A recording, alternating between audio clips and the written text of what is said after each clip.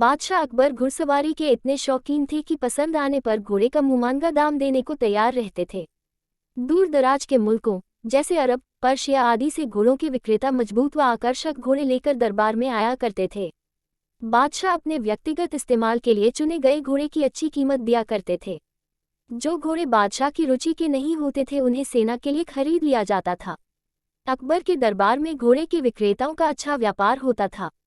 एक दिन घोड़ों का एक नया विक्रेता दरबार में आया।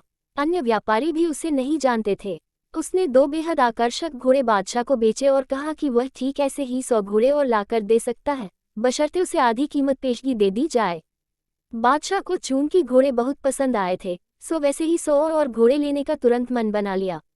बादशाह ने अपने खजांची को बुलाकर व्यापारी को आधी रकम अदा करने को कहा। खजांची उस व्यापारी को लेकर खजाने की ओर चल दिया, लेकिन किसी को भी यह उचित नहीं लगा कि बादशाह ने एक अनजान व्यापारी को इतनी बड़ी रकम बतौर पेशगी दे दी। लेकिन विरोध जताने की हिम्मत किसी के पास न थी।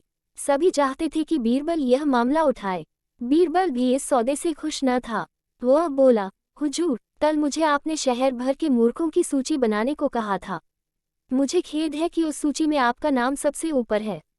बादशाह अकबर का चेहरा मारे गुस्से की सुर्ख हो गया। उन्हें लगा कि बीरबल ने भरे दरबार में विदेशी मेहमानों के सामने उनका अपमान किया है। गुस्से से भरे बादशाह चिल्लाए, तुम्हारी हिम्मत कैसे हुई हमें मूर्ख बताने की? क्षमा करे बादशाह सलामत। बीरबल अपना सिर झुकाते हुए सम्मानित लहजे में बोला, आप चाहें तो मेरा सर कलम करवा दे। यदि आपके कहने पर तैयार की गई मूर्खों की फहरिस्त में आपका नाम सबसे ऊपर रखना आपको गलत लगे। दरबार में ऐसा सन्नाटा छा गया कि सुई गिरे तो आवाज सुनाई दे जाए।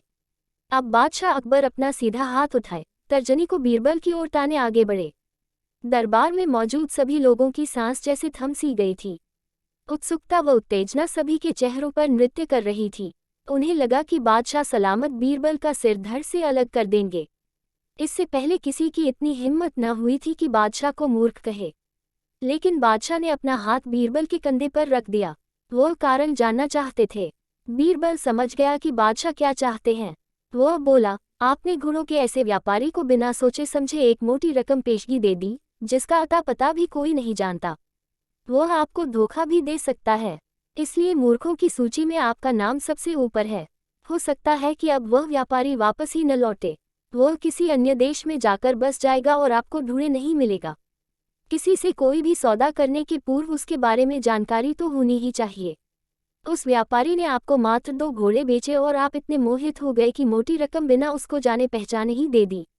यही कारण है, बस तुरंत खजाने में जाओ और रकम की अदायगी रुकवा दो। अकबर ने तुरंत अपने एक सेवक को दौड़ाया। बीरबल बोला, अब आपका नाम उस सूची में नहीं रहेगा। बादशाह अकबर कुछ क्षण तो बीरबल को घूरते रहे, फिर अपनी दृष्टि दरबारियों पर केंद्रित कर ठहाका लगाकर हंस पड़े। सभी लोगों ने राहत की सांस ली कि बादशाह को अपनी गलती का एहसास हो गया था। हंसी में दरबारियों ने भी साथ दिया और बीरबल की चतुराई की एक स्वर से प्रशंसा।